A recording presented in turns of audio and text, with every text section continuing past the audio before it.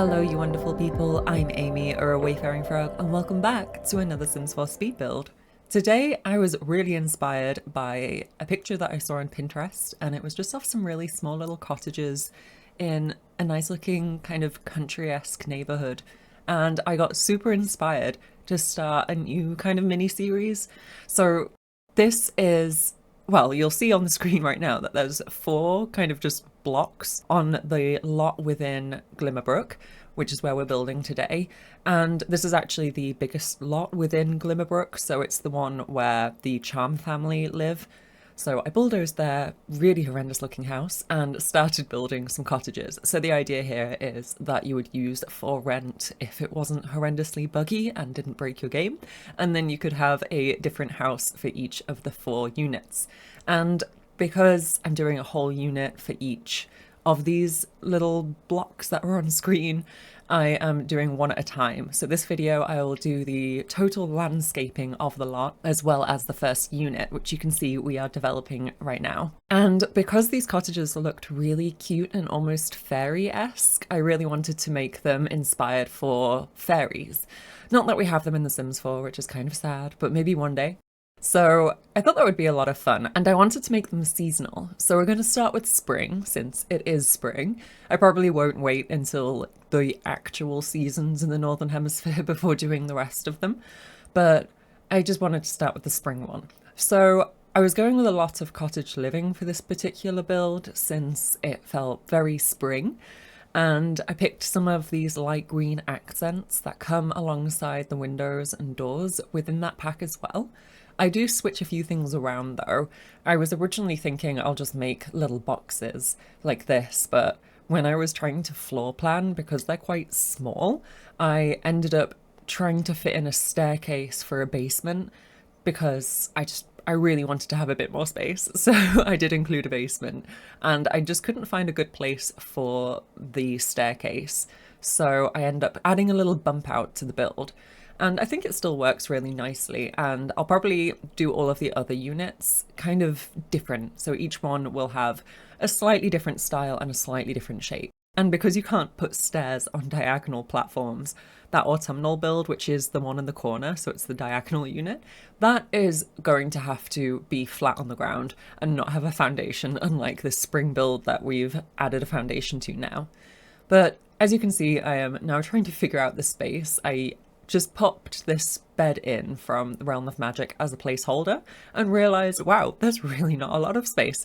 So that's when I decided a basement might be useful, just to make the space more interesting and have a few more activities for your Sims to do. I feel like that's quite important. So I did just include this little bump out, and then there's a space for a small garden here. And because I'm doing spring, I kind of wanted the activities within each of the units to be really themed around the season that I'm making the build for. So for this one, I felt like gardening and kind of creation felt very spring inspired, sort of new beginnings. So I do include the pottery skill because that feels very creative. And then I also include plenty of gardening and flower arranging items, as well as an easel so your sim can paint if you did want to play in this. Also, throughout the building of the exterior, you might keep noticing how the roof decorations are disappearing, and it drove me insane. So I did keep cutting it off camera so that you didn't have to watch me replacing it every time, but just whenever I changed wallpaper or added like a new wall or a new roof, or I don't even remember what it was that kept deleting them, but I do end up adding them back later on. I just decided to cut most of that out and just showed you the initial point when I included those features. But they are just nice little roof items that come from cottage living, and there's quite a few variations of them. I end up with the ones that have little bunnies on them, and there's also one with a chicken and a fox, I think. They're just really fun. And I really think they help the thatched roof from that pack look just so much more interesting. But we are now just adding a bit of greenery to the exterior of the build. I like the idea of lots of growth going on. So I wanted to add all of these vines, which I just got from Cottage Living. I think a lot of them are from Debug. They do have a few options within the normal catalogue, but that piece that attaches round the corner is only in Debug. I don't fully understand why they won't just give us one in the normal catalogue, because I feel like that's one of the best pieces. But hey, At least it's in debug. I also ended up using the flooring from the Castle Estate kit, I think it's called, and it has this really lovely kind of fairy-esque swatch where there's a lot of overgrown areas between the different tiles, and it just looked so perfect. So I really wanted to include that here as well. So that helped kind of inspire the colour scheme outside. But the interior ends up being very pastel, since that always just feels very spring. I feel like a lot of flowers in springtime are really like pale pastel, like I'm thinking tulips, lots of pale pinks and yellows. So I went through and added a lot of that in the whole build. And because I figured that this would be a house for a fairy, even though we don't have fairies in The Sims 4, I do end up adding a cauldron. I might try to include a cauldron in every single one of these fairy houses, because I guess the closest thing we have to a fairy is a spellcaster. So I thought it would be useful to have that. I was getting a lot of weird glitches in the basement though, which you will see a lot of later as well. Just lighting glitches where part of it looked ridiculously dark no matter where I put the lights. I don't know why that is. So sorry about that. But that is where I end up putting the cauldron, and that was another reason why I wanted a basement, just because I figured there was not really going to be any space anywhere else for that item. But we are now working on the landscaping for the whole lot, and I really wanted to have this lovely pond in the center of it with a big kind of overhanging tree. So I went for this willow, and I think it just looks really pretty. I was really brave, and I ended up doing the terrain paint while I was building this house and before I'd even decorated the interior. So fingers crossed it doesn't break before I finish the other houses. But I wanted lots of windy paths going around this pond area to each of the individual units. So you can see me just painting that on here. I ended up just using the kind of pebbly path that comes in, I think it was Space Game. And it just looks really cute, so I did enjoy that. And also for the landscaping, I ended up cutting that out quite a bit from the speed build, just because it was very repetitive and there was lots of it. But the idea was that throughout the main part of the whole exterior, I wanted to have the same kind of landscaping, so it was very continuous. And then the areas closest to each of the houses, I have designed, or the plan is at least, to design that more around the season of the house that I'm building there. So you'll see that the flowers that are closest to the spring house kind of change a little bit, and they're not just the ones that I've put around the pond, if that makes sense. It will hopefully make more sense a little bit later once we start adding that in.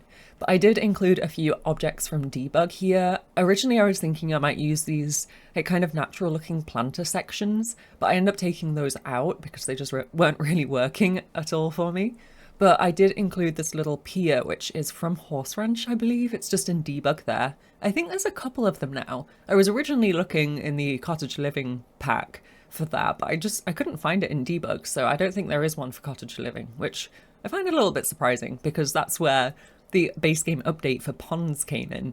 So maybe I just missed it, but this one is from Horse Ranch. Also, this is by no means a limited pack build. I used whatever I wanted to use, so I hope that's okay. But hopefully it's kind of fun to see how I used each of the different items from all of the different packs. Like, I dread to think how many packs I've used in the spring house alone, and then I've got 3 more houses to do. So yeah. And in terms of downloading it, if you did want to download the build, it's not currently up on the Sims 4 gallery, and that's just because I'm planning to do all of the individual units and then I'll upload it at the end. A bit like if you've watched my Pastel Townhouse series, which, by the way, I am going to post the last video for that one next week, so watch out for that, and take a look if you haven't already. I can link that down below, or possibly on the end card. But I did the same kind of thing there where I was creating some townhouses, and for each different video I did a separate townhouse. So only at the end, once I finished decorating all of them, I was able to upload it because that's when it was finished. And due to the for rent bugs as well, I will upload it as both just a normal residential and then as a rental residential lot. So you should be able to grab it if you don't have for rent or if you just don't want to play with it because of the horrendous game-breaking bugs. But that will be on the Sims 4 gallery under my EAID, AWayfaringFrog, and the information for that is all in the description down below. But you can hopefully see what I meant about the landscaping at this point, where I've got some more yellowy flowers towards the spring house, but then the other ones around the rest of the lot are just kind of the standard base game wildflowers. I wanted the whole lot to still be colourful, but not themed to a specific season for the like kind of communal areas. Also, I'm sorry if you can hear a cat meowing in the background. They are trying to get into my office, but they are very chaotic and love to eat my plants, so they are staying out for this particular voiceover. But now we are just working on the back garden. I really struggled with this because there wasn't a lot of space, and I wanted to include a chicken coop because, again, just new beginnings. It felt very themed for spring. And I also wanted to include the flower arranging table, but I kind of forgot about it until a lot later on. So I do end up adding that in. I do show that on camera as well, so you'll see where I put that. And I used a lot of the garden kit, Greenhouse Haven kit, I believe it's called. It was just perfect for all of the clutter here. So a lot of what's in the back garden isn't actually usable by your Sims. I find it such a shame that this little, it looks like a flower arranging table, and that's from the Greenhouse Haven kit, but they didn't make it functional. I kind of wish they did, because if you do have seasons, I feel it wouldn't have been that difficult to tie actual gameplay to that item. But maybe because it's not a base game activity, they decided not to. But it's such a shame because I like how much smaller it is. It would squeeze into a lot more places. And I did really want to use it here because it's so cute. So I have that as well as the flower arranging table. I just end up putting the flower table towards the right hand side, so it's on the grassy part instead of this patio. But I made sure to clutter up all of the space with these cute little items like little pots and things, and just ignore that red square on the screen. That's just some custom content to help me place items at specific levels. It doesn't stay in the build at the end though, so there won't be custom content in it if you did want to download it. There are also a few very minor things that change when I did playtesting, because I playtested after building and also after taking the screenshots, but it's just more like moving, like switching things around rather than changing anything big. So for the garden table, you'll see I put a little lamp there, but that lamp was actually too big to the point that the Sims couldn't eat on it because there was no space to put their plates. So I switched it out for a similar lamp, but from Growing Together rather than that backyard pack. So that's the kind of changes that I made, whereas just switching it out for something very, very similar or swapping items. So I end up swapping some flowers on the interior as well, because I had the same problem with the dining table. I used the base game tulips on that table and it was too big. So I just switched it out with another flower that I'd used in the kitchen. But not hugely important, just if you did download the build in the future. You might wonder why it's ever so slightly different to what you can see on the speed build. But now we are in the kitchen, and I was really determined to use these country kitchen kit cabinets because I just don't use them very often, and they have a lot of lovely pastel colours. So I thought they were really pretty and suited this build so well. And the clutter in that kit is fantastic. I really love all of the little items. I think it's so cute. So I did go ahead and include a lot of that everywhere. The only thing about this kitchen kit is sometimes I want the cute pastel colours, but I don't want it to look so run down. But I mean, I guess it is called the country kitchen kit. I think it's just partly because the hardware, like the stove, the fridge and everything, they don't look run down. They look pristine and new. So to put them alongside the cabinets, which are looking quite worn, I find is a little bit weird. I feel like the cottage living stove looks more worn down. So I think that's maybe one of the reasons why I don't massively like these cabinets, but I was determined to use them and I think it looks really good here. I also have a bit of an issue with that little curtain-y bit, which you can see just under the sink. On the overhead cabinets, there's a lot more of that kind of curtain effect as well. And it's fun, it's nice to have them, but I just don't massively like how it determines your colour scheme. So it worked perfectly in this build because that was the colour scheme that I was after, but others I just find it a bit more difficult to use. Anyway, we are cluttering up the kitchen, and as you can see, I was a little bit indecisive of where to put everything, but I figured it out in the end. There was just a lot I wanted to include, but I didn't want it to look overcrowded or just messy, so I was really trying to organise it in a way that it made sense, and I think it worked out in the end. I also had a weird glitch with the kettle, which I'd place it down and then I tried to move the counter and it wasn't attached to the counter anymore. It just kind of floated there, which if you've ever tried to place an appliance, even with move objects on, you'll know that you can't place it without a counter. So that was really weird. But anyway, it's there now and is functional. And we're moving on into the living area. So this is just a little dining table with 2 seats and then the nice living area. And when I found this little mushroom armchair stool thing, it was perfect. So I made sure to use that, and it came in such a cute pastel color. So it was just perfect. I might try and include that in all of the builds, to be honest, because that really feels very fairy-esque. This sofa from Growing Together also had the perfect swatches, so I included that. It brought in the pink with the blanket on the back perfectly. I really wish that we had an armchair to match that. Thankfully, I didn't need it for this build, but I love that sofa, and it's so sad that I just don't get to use it very often, because if I'm decorating a bigger living room, I always want to have an armchair, and there's just not really very good ones to match that particular sofa. They're either the wrong style or the wrong color. So it makes me really sad when the Sims team do that. I just wish they gave us more options. A lot like the recent CC Creator kits, where we've got an entire living room set, all of the options that you could ever dream of in every size, and it's just fantastic. So maybe, hopefully the Sims team might get inspired by that, but I think they have a limit of the number of items, and I guess they just see that as less of an important item to include over some others that end up in expansion packs. I don't really know how it works, but I assume that's why. I don't think they're trying to be mean. But you might have just seen a weird pop-up appear, and that was just me using the tool mod by Twisted Mexi. So if you did want to check out any of the mods that I use, they are all listed in the description down below. It just helps me lower items or size them up and down in really specific ways rather than just using the left and right square bracket keys. And you may have also seen that tulip that I added onto the dining table. That is the tulip which is too big for your Sims to eat at the table. So I ended up switching it with the little roses that I put in the kitchen. The roses are from Cottage Living, and they're the perfect size for a table centerpiece because your Sim can still eat at the table. So that's all that's changed. It's really nothing massive, but I just wanted to point it out in case any of you are observant enough to notice later on when it's uploaded that there is a bit of a difference. I also felt like this new plant from the Businesses and Hobbies expansion pack was perfect. It has this really nice kind of sakura swatch. It was just perfect for a spring build, so I made sure to include that. I did have to size it down though because it's huge, and it's more of a centerpiece plant, I think, rather than a shove it in the corner plant, so it did need to size down a bit.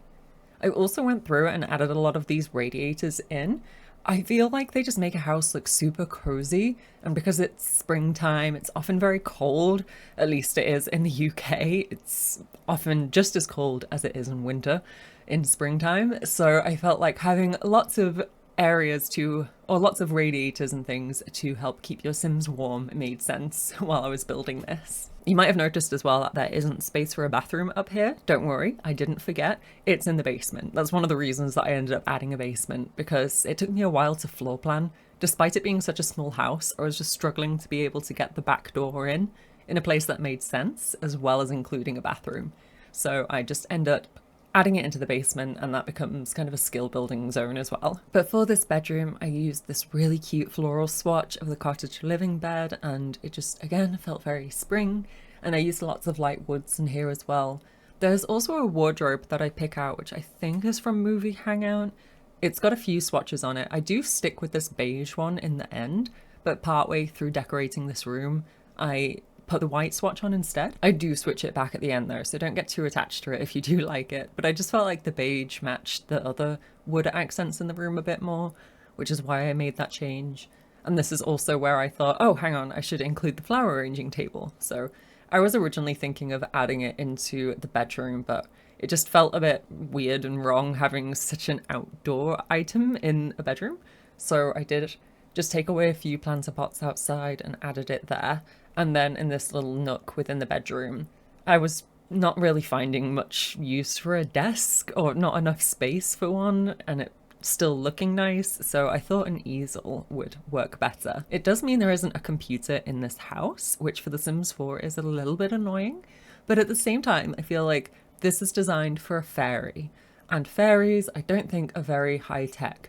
Despite the fact that they have a modern luxe TV in their living room, we can just ignore that. It looks like a painting, so it doesn't It doesn't necessarily have to be a TV, it could just be a really pretty spring painting. But if you weren't aware, that is one of the frame TVs, so that is a functional item just from the Model Nux kit, so your Sims can watch TV on there. But I did add a few of these paint splats on the floor around the easel. I just thought that felt really realistic because I feel like painting's very messy. I also switched up all of the lights. I usually just use the small saucer lights when I start building and then switch them later to something that I actually want to include in the build. So I used the ones from Cottage Living. They do make all of the lighting very kind of yellowy, which I thought worked well because I felt, again, very cozy and very spring. And now we're in the basement, and I had to be careful here because if you've ever tried to build a basement with platforms, it sometimes raises up the land next to the house if you extend beyond where the platform is, if that makes sense. You can raise the basement up and down to help stop that, but then there's like a funny gap where the stairs are, and I hate that gap so much. So I made sure to contain the basement space where the house is, if that makes any sense. But this is where I include the cauldron, as I mentioned, as well as the pottery studio, because it just felt like a nice thing to have some craft items here. And I did go against what I often say, which is I don't like alt placing items onto shelves, just because they float around when you have walls down. But because this is in the basement, I didn't think it was too much of a problem, so I just went ahead and made them float by alt placing those on the shelves. It just helps make it look a lot more cluttered, and you don't get stuck with the sizes of the slots that are on the shelf, so you can put a lot more on there. You might also be noticing that lighting glitch that I mentioned. Believe it or not, those shelves are the same swatch. But for some reason, that corner where the cauldron is, no matter how many lights I put there, it just insisted on being really dark and murky. It was very weird. I don't know if reloading it would fix it, I'm not sure. I feel like when I took the screenshots it still looked a bit iffy. But yeah, sorry, maybe I left a light trapped within one of the walls. Those tiny saucer lights are about the diameter. Like, the diameter of them is the same as the width of the wall, so they do sometimes get hidden if you accidentally move some walls around and don't realize there's one of those little lights there. So that could be it. Maybe I'll check that before I upload it finally, after doing all 4 of the seasonal builds. But yeah, I'm not sure what that glitch is. I feel like basements are just very glitchy in The Sims 4, but I've never had that lighting glitch in just like a rectangular room, so that's a bit weird. But we are now just in the bathroom. This bathtub is actually from Get Famous, and it matches so well with the Realm of Magic bathroom stuff, so I went ahead and included that, and then I just grabbed some clutter here and there, and again alt placed them on this little shelf. But we are now coming to the end of the speed build portion of the video, so if you have been enjoying it, please be sure to hit that like button. It really does help the channel out. If you haven't already, be sure to subscribe and enable notifications so you'll know when I next upload a video. I'll be sure to link the other videos from this little series in the description down below. But otherwise, I really hope you enjoyed it, and I hope you have a fantastic rest of your day. Bye for now, and I'll see you next time.